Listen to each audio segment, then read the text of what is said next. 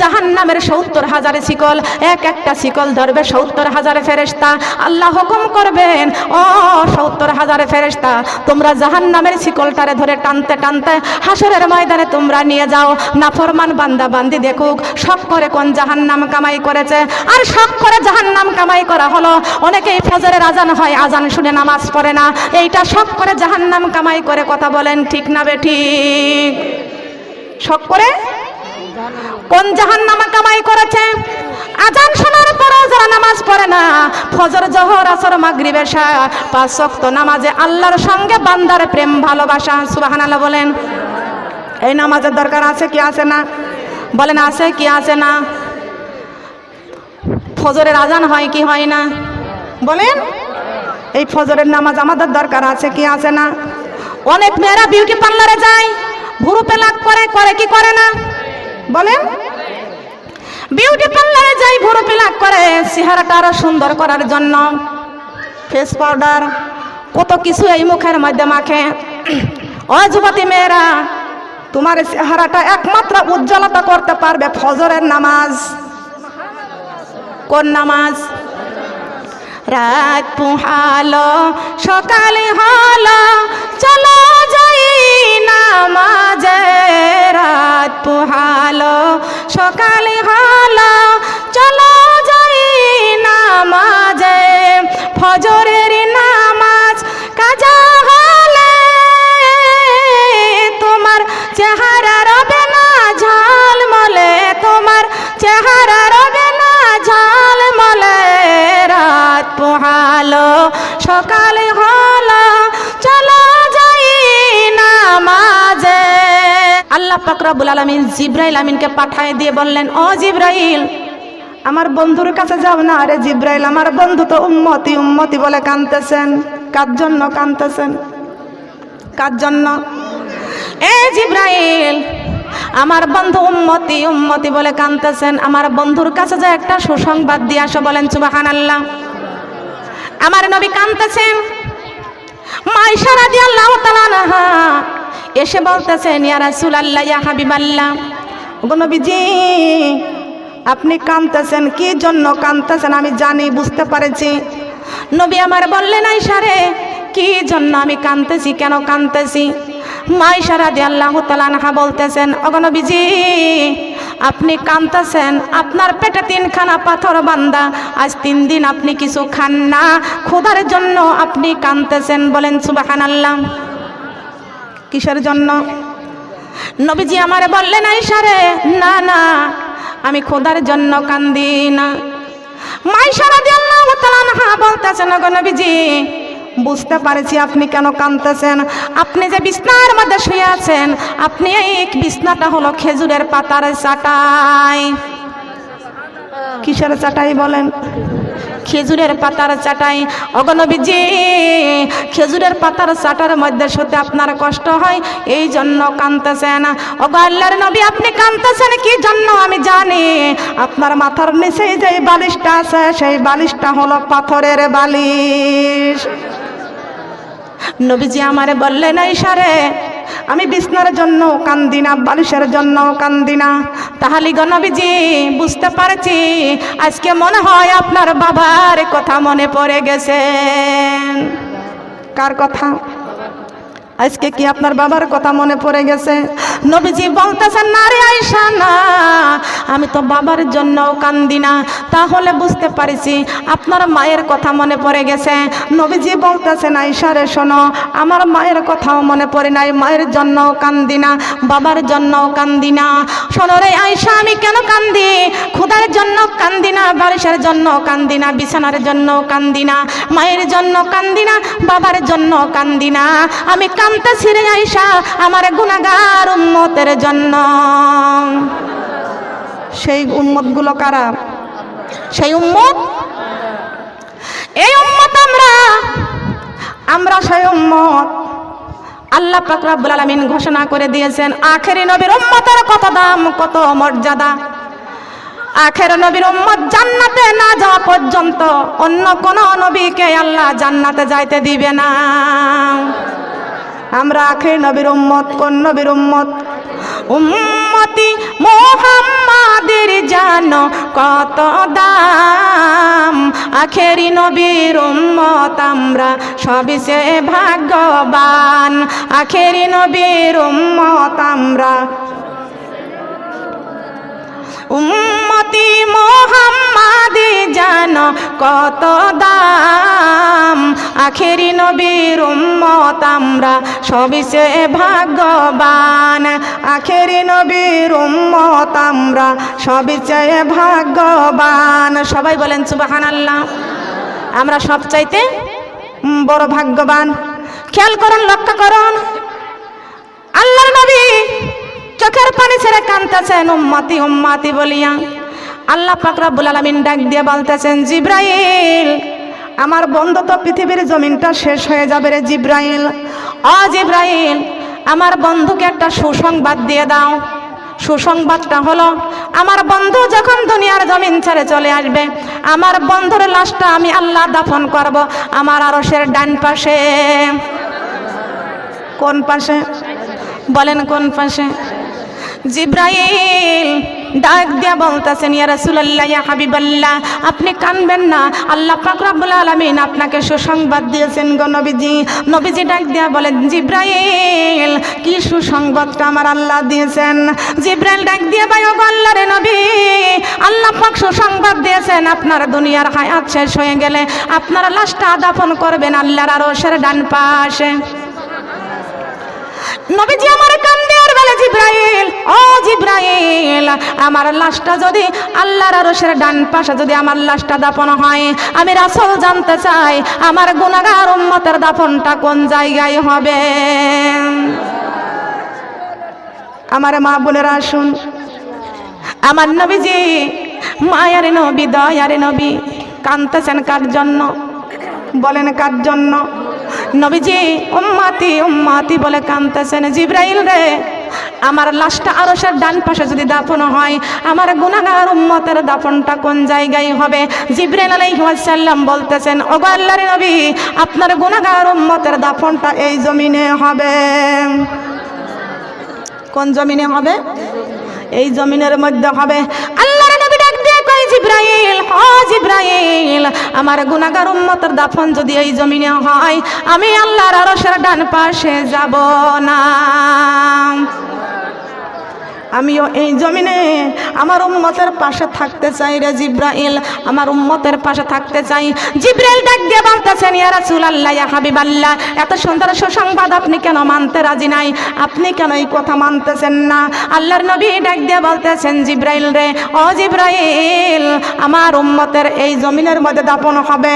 জিব্রাইল রে, তুমি কি দেখেছো বাচ্চাওয়ালা মুরগি যেমন বাচ্চা নিয়ে জমিনে ঘোরাঘুরি করে, আর উপর থেকে ছিলে যখন ছবল মারে, মুরগির মা তখন পাগল হয়ে যায়। মুরগির মা পাগল হয়ে যায়। ছিলে যখন বাচ্চার উপরে ছবল মারে, মুরগি মাটা পাগল হয়ে যায়। ছিলের পিছনে পিছনে দৌড় দেয়, একবার ছাদে ওঠে, আবার গাছের ডালে বসে, আবার জমিনে আসিয়া বাচ্চাদেরকে পাখনার নিচে ডাক দেয় আর বলে, হায় রে বাচ্চারা, আয় আয় আয়, আমি মা থাকা পর্যন্ত তোদের একটা বাচ্চাকেও একটা সন্তানকে ছিলের মুখে যাইতে দিব না। আমার মা বোনরা কান লাগানি খেয়াল করে শোনান, নবীজি যখন বলেছেন, ও জিব্রাইল আমি এই জমিনে থাকবো, আল্লাহ পাক রব্বুল আলামিন এই যে জাহান্নামের ৭০,০০০ শিকল, এক একটা শিকল ধরবে ৭০,০০০ ফেরেশতা। আল্লাহ হুকুম করবেন, ও ৭০,০০০ ফেরেশতা তোমরা জাহান্নামের শিকলটারে ধরে টানতে টানতে হাসরের ময়দানে তোমরা নিয়ে যাও। নাফরমান বান্দা বান্দি দেখুক শখ করে কোন জাহান্নাম কামাই করেছে। আর শখ করে জাহান্নাম কামাই করা হলো, অনেকেই ফজরের আজান হয়, আজান শুনে নামাজ পড়ে না, এইটা শখ করে জাহান্নাম কামাই করে। কথা বলেন ঠিক না বেঠিক? শখ করে কোন জাহান্নামা কামাই করেছে? আজান শোনার পরও যারা নামাজ পড়ে না, ফজর জোহর আসর মাগরিব এশা ৫ ওয়াক্ত নামাজে আল্লাহর সঙ্গে বান্দার প্রেম ভালোবাসা। সুবহানাল্লাহ বলেন। এই নামাজের দরকার আছে কি আছে না? বলেন আছে কি আছে না? ফজরের আজান হয় কি হয় না? বলেন। এই ফজরের নামাজ আমাদের দরকার আছে কি আছে না? অনেক মেয়েরা বিউটি পার্লারে যায়, ভুরু পেলাক করে, করে কি করে না? বলেন। বিউটি পার্লারে যাই ভুরু প্লাক করে চেহারাটা আরো সুন্দর করার জন্য ফেস পাউডার কত কিছু এই মুখের মধ্যে মাখে। ও যুবতী মেয়েরা, তোমার চেহারাটা একমাত্র উজ্জ্বলতা করতে পারবে ফজরের নামাজ। কোন নামাজ? রাত পোহালো সকালে হলো চলো যাই নামাজে, রাত পোহালো সকালে হলো চলো যাই নামাজে, ফজরের নামাজ কাজা হলে তোমার চেহারা রবে না ঝালমলে, তোমার চেহারা রবে না ঝালমলে, রাত পোহালো সকালে হলো চলো যাই নামাজে। সুবহানাল্লাহ বলেন। নামাজের দরকার আছে না? ঘুম ভালো না নামাজ ভালো? আসসালাতু খায়রুম মিনান নাওম, উঠাম মিনে মুসলমান, ঘুম হইতে নামাজ ভালো, ঘুম হইতে নামাজ ভালো। কে বলেছে? ঘুম ভালো না নামাজ ভালো? ঘুম ভালো না নামাজ ভালো? ঘুম উত্তম না নামাজ উত্তম? ফজরের আজান যখন হয়ে যায় ইমানদার কখনো ঘুমাইতে পারে না। কথা বলেন ঠিক কিনা? যেই ব্যক্তি নামাজ পড়েছে ওই ব্যক্তি যদি ঘুমাইয়া থাকে বারবার জাগে আর টাইম দেখে যে আমার নামাজের টাইম হইল কিনা। আজকে রাত্রে আমি এসেছি রাত 2টার সময়, যখন বিছনায় শুলাম আমি রাত 4টার সময় জাগেছি, আমার ফজরের নামাজ তরফ হয়ে যায় কিনা। দেখলাম জানালা দিয়ে একটু ঝলক দেখা যায়, চমকে উঠেছি। রাত 2টার সময় শুয়েছি নাকি ফজরের আজান কখনো হয়েছে কিনা।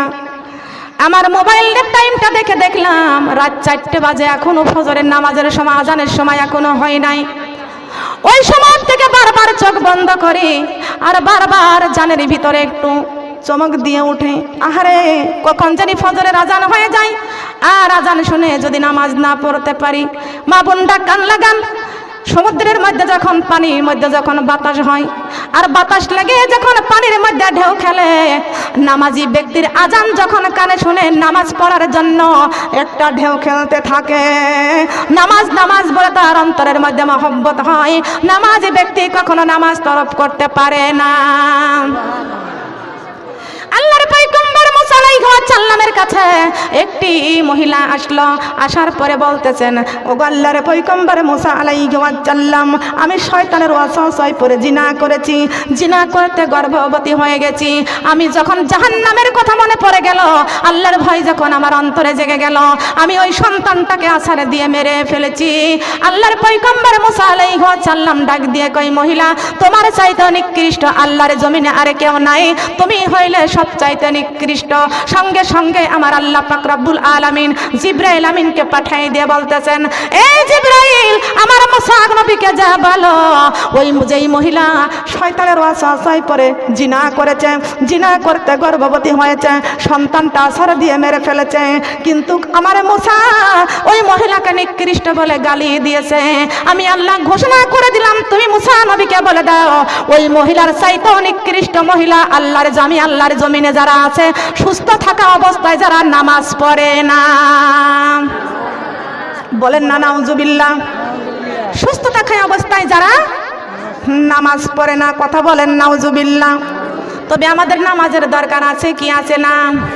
নামাজ শেষে বের হও তোমার, নামাজ শেষে বের হও তোমার খাবারেরই সন্ধানে, হারামে হালাল মেনে চলো, থেকো মানুষ সাবধানে। কার কথা? কার কথা? ফজরের নামাজের পর কাজ করতে বের হতে বলেছে আল্লাহ। কি কে বলেছে? কাজের কথা বলে নাই? কাজের মধ্যে তো আল্লাহ রিজিক দিবে। সুবহানাল্লাহ বলেন। নামাজ শেষে বের হও তোমার খাবারেরই সন্ধানে, হারামে হালাল মেনে চলো, থেকো মানুষ সাবধানে। দুপুর হলে ক্লান্ত ভুলে যাইও আবার নামাজে, দুপুর হলে ক্লান্তি ভুলে যাইও আবার নামাজে।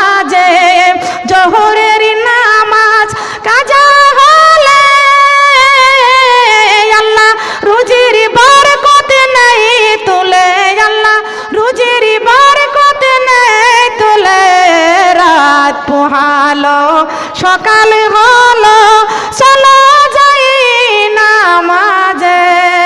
সুবহানাল্লাহ বলেন। জোহরের নামাজ কাজা হলে রুজির বরকত আল্লাহ উঠায় নিয়ে যায়। কথা বলেন ঠিক কিনা? আমরা কি ফজর ছাড়তে পারবো? জোহর ছাড়তে পারবো? আসরের নামাজ যেই ব্যক্তি কাজা করে দিবে তার গায়ের শক্তি চলে যাবে, দুর্বল হয়ে যাবে। কথা বলেন ঠিক কিনা? মাগরিবের নামাজ যেই ব্যক্তি তরফ করবে সন্তান সন্ততি তার কোনো কাজে আসবে না। এশার নামাজ যে কাজা করে দিবে সারা রাতের ঘুমের তীব্রতা আল্লাহ নষ্ট করে দিবে। তাহলে 5 ওয়াক্ত নামাজের মধ্যে আল্লাহ 5টি পুরস্কার বান্দাকে দান করেছেন। সুবহানাল্লাহ বলেন। আর 5 ওয়াক্ত নামাজ যদি আমরা তরফ করে দিই, 5 ওয়াক্ত নামাজ তরফ করলে আল্লাহ 5টি মর্যাদা আমাদের ধ্বংস করে দিবে। নাউজুবিল্লাহ। আসুন আমার মা বোনরা, নামাজ পড়তে রাজি আছি তো? নামাজ পড়তে রাজি আছি। সোনার মা বোনরা কান লাগান, খেয়াল করে শুনুন। আল্লাহর নবী মুহাম্মদ রাসূলুল্লাহ সাল্লাল্লাহু আলাইহি ওয়াসাল্লাম আল্লাহ পাক জিবরাইল আমিনকে পাঠিয়ে দিয়ে বললেন, ও জিবরাইল, আমার বন্ধুকে বলো আর কতদিন জমিনে থাকবে। আমার বন্ধুকে আমি এই দুনিয়া থেকে আনতে চাই। সুবহানাল্লাহ বলেন। আমার নবীজি ডাক দিয়ে কয়, জিবরাইল রে, আমার বন্ধু ডাক দিলে আমি যাইতে রাজি। সুবহানাল্লাহ। এই দুনিয়াতে থাকতে চাই না, আমি চলে যেতে চাই। সুবহানাল্লাহ বলেন। সুম্মা ইলাইনা তুরজাউন। আজ না হয় কাল আল্লাহর কাছে সবারকে ফিরে যেতে হবে কি হবে না? হবে কি হবে না? মন কারে লাগিয়া কান্দ দিন রাতি। সুবহানাল্লাহ। কার জন্য কাঁদতেছি? সে আমার সাথী হবে না। বলেন হবে কি? কার জন্য কাঁদতেছি? ছেলের জন্য কান্দি, ছেলে আমার কবরের সাথী হবে না। স্বামীর জন্য কান্দি, স্বামী আমার কবরের সাথী হবে না। যে স্বামী স্ত্রীর জন্য 20 বছর ওই বিদেশ কাটাইয়া আসছে, তিনি একা একা কবরে চলে গেছে, কিন্তু বিবির কবরে যাওয়ার সম্ভাবনা নাই। আছে নাকি সম্ভব? আছে নাকি সম্ভব? যে সন্তানদের জন্য বিদেশ কাটাইছে, জীবন নষ্ট করে দিয়েছে, সেই জীবন সেই সন্তানগুলো কবরে যায় নাই। কথা বলেন ঠিক কিনা? কিন্তু আল্লাহ পাক রব্বুল আলামিন সন্তানদের জন্য সুন্দর একটি দোয়া আল্লাহ কোরআন শরীফের মধ্যে ঘোষণা করে দিয়েছেন, করে না ফি বুয়ুতিকুন্না ওয়ালা তাবাররাজিনা তাবাররুজাল জাহিলিয়াতিল উলা। আল্লাহু আকবার।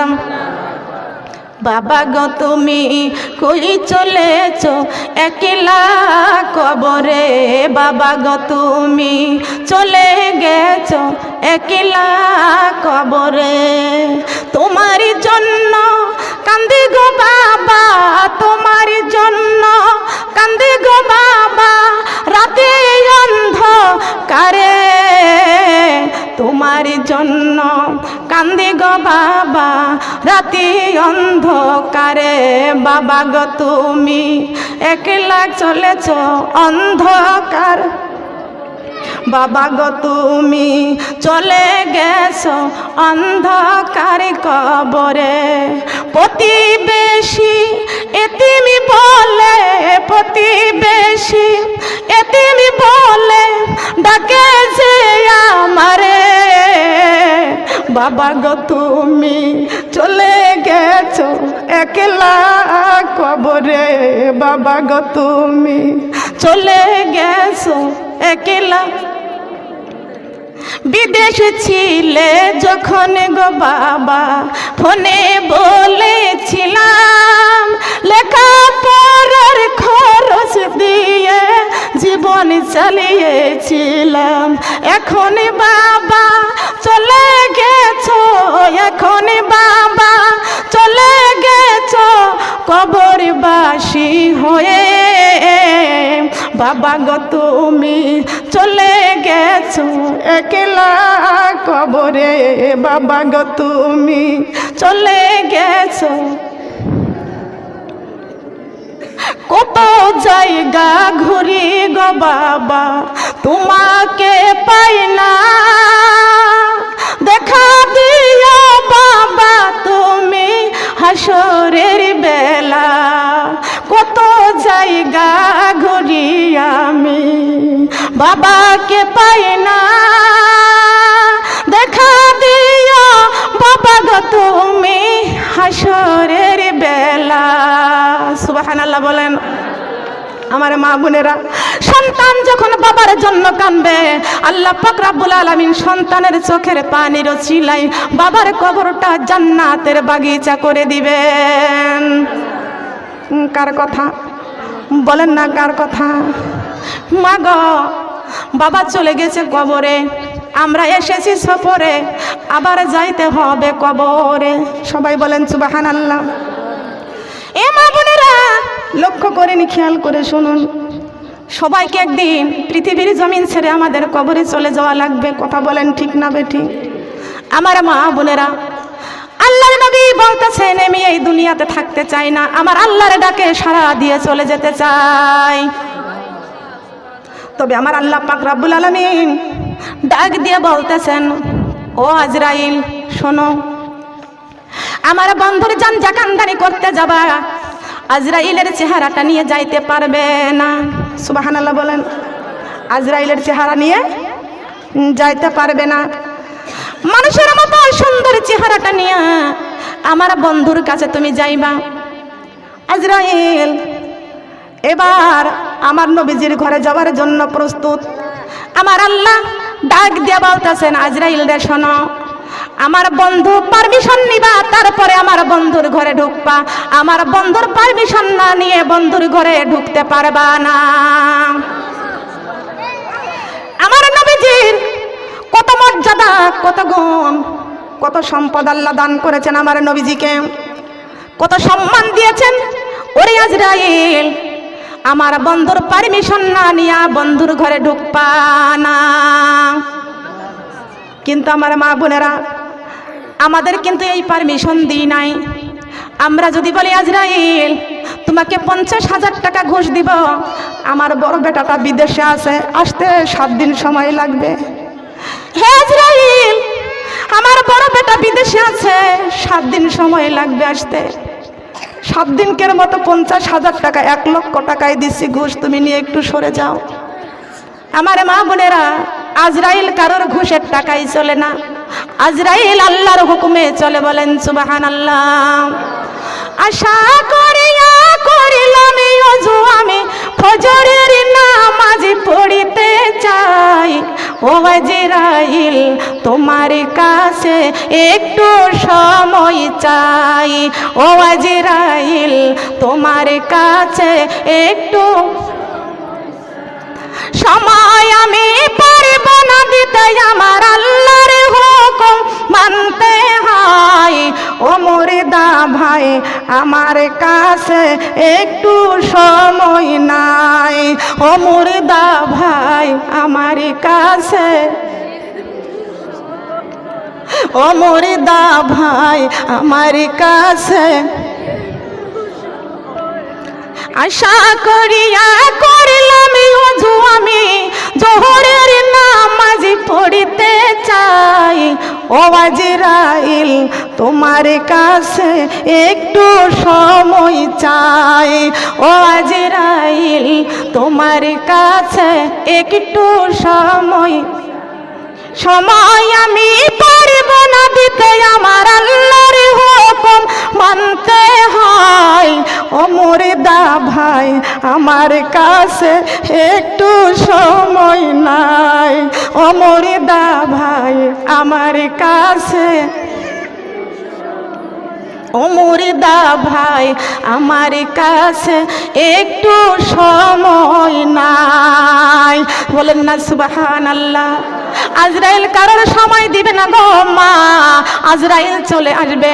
কিন্তু বিশ্ব নবী মুহাম্মদ রাসূলুল্লাহ সাল্লাল্লাহু আলাইহি ওয়াসাল্লামের ঘরের দরজার কাছে যাইয়া ডাকতেছেন, আসসালামু আলাইকা, আসসালাতু আসসালামু আলাইকা ইয়া রাসূলুল্লাহ, আসসালাতু আসসালামু আলাইকা ইয়া হাবিবাল্লাহ, আসসালাতু আসসালামু আলাইকা ইয়া শাফিআল মুজনাবিন। আল্লাহু আকবার।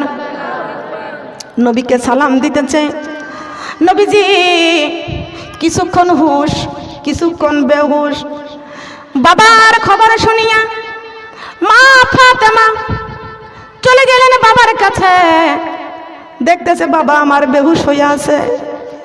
বাবা যদি বেহুশ হয় আর সন্তানদের কলিজার মধ্যে কান্না ছাড়া আর কিছু নাই। কথা বলেন ঠিক কিনা? আমার মা বোনেরা, ফাতেমা বাবার মাথার কাছে বসে মাথার মধ্যে হাত বুলাইয়া কাঁদতেছেন, বাবা গো, আমার হাসাইন হুসাইনকে নিয়ে যখন তোমার পাশে আসতাম তুমি মুস্কি মুস্কি হাসি দিতে, আমার হাসাইন হুসাইনকে কোলে করতেন। সুবহানাল্লাহ। ও বাবা, দুইটা চক্ষু বন্ধ করে আছো বাবা, আমি তোমার কলেজার টুকরা নয়নের পুতুলি মা ফাতেমা তোমার পাশে বসে বসে কাঁদতেছি বাবা, তুমি কি আমার কান্না শুনতে পাও না? ফাতেমা কাঁদতেছেন বাবার পাশে বসে। ফাতেমা দেখতে পাচ্ছে বাবার ঠোঁট আস্তে আস্তে ঠোঁট নড়তেছে। ফাতেমা বুঝতে পারছে আমার বাবা মনে হয় আমার কাছে কিছু বলবে, বলতে পারতেছে না। আমাকে হয়তো বা ডাকতেছে, নাকি আমার হাসাইন হুসাইনকে ডাকতেছে। ফাতেমা কানটা বাবার মুখের কাছে নিয়ে গেলেন।